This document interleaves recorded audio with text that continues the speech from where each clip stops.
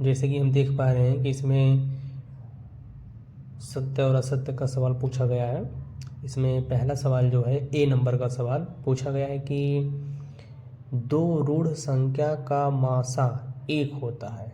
देखिए, ऋण संख्या का अंग्रेजी होता है प्राइम नंबर। प्राइम नंबर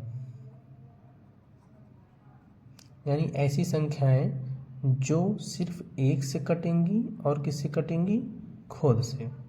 ऐसी संख्याओं को बोलते हैं प्राइम नंबर यानी कि ऋण संख्या। जैसे एग्जांपल ले लेते हैं हम लोग, जैसे 5 और 7। अब सोचिए अगर इसका हम मासा निकालेंगे तो ये क्या एक ही संख्या से दोनों कट रहे हैं? नहीं, क्योंकि मासा उसे ही कहते हैं जो एक ही संख्या से पूरा कट जाए। तो यहाँ पे एक ही संख्या से कोई कट ही नहीं रहा है, तो किससे कटेगा? सिर्फ और सिर्फ एक से। इसलिए जो पहले क्वेश्चन का आंसर होगा वो होगा सत्य। दूसरा क्वेश्चन कह रहा है कि दो सह अभाज्य संख्याओं का जो मासा है वो एक होता है। तो सहऋण संख्या का मतलब होता है अंग्रेजी में को प्राइम नंबर। को प्राइम नंबर सहऋण संख्या, जैसे कि दो अलग अलग संख्याएं होंगी, जरूरी नहीं कि ऋण संख्या हो। जैसे कि ऊपर हमने देखा ऋण संख्या जो किसी से नहीं कटती हैं, सिर्फ एक और खुद से कटती हैं। तो यहाँ पे ये अगर अकेले अकेले देखा जाए तो किसी न किसी से कट रही होंगी, ऐसी बात नहीं है। लेकिन जब इन दोनों को साथ में लिया जाएगा और इनका मासा निकाला जाएगा तो एक ही संख्या से ये दोनों नहीं कटेंगी, तो किससे कटेंगी? एक से। अर्थात दूसरे वाले यानी कि आप क्वेश्चन नंबर बी का भी आंसर आपका क्या हो जाएगा? सत्य। यानी कि दो सहऋण संख्याओं का मासा एक होता है, ये सत्य हो जाएगा।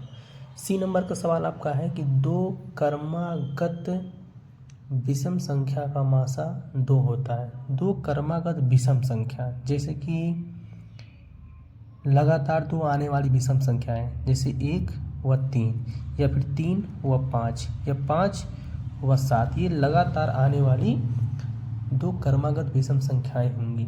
कह रहा है कि उसमें उसका मासा 2 होता है। आइए हम ट्राई कर लेते हैं बारी बारी से। अगर इसका हम मान लेते हैं, इन दोनों को हम लेके चलते हैं, तो बताइए क्या एक ही संख्या से दोनों कटेंगे? नहीं कटेंगे।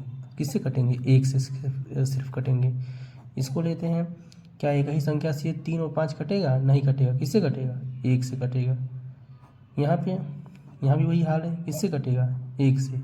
यानी जो सी नंबर का सवाल है वो आपका हो जाएगा गलत।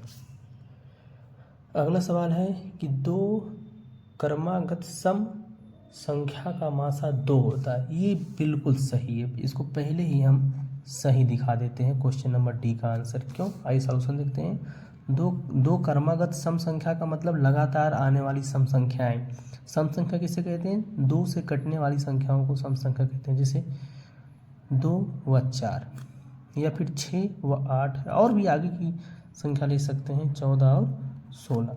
हम तीनों में ट्राई कर लेते हैं, आप किसी भी संख्या को लेके कर सकते हैं। बस इसमें शर्त क्या है कि वो क्रमागत होनी चाहिए। क्रमागत का मतलब होता है लगातार आने वाली संख्या, और भी कैसी संख्या? सम संख्या। इसको काटते हैं 2 से, 2 एकम 2, 2 दूना 4, अब आगे नहीं कटेगा। इसको काटते हैं 2 से, तो 2 3 6, 2 चौका 8, आगे नहीं कटेगा। फिर ये इसको काटे हैं 2 7 14, 2 8 16, अब आगे नहीं कटेगा। यानी हम तीनों में देख रहे हैं तो इनका मासा क्या निकल के आ रहा है? 2। इसीलिए क्वेश्चन नंबर डी का जो आंसर जाएगा वो सत्य होगा।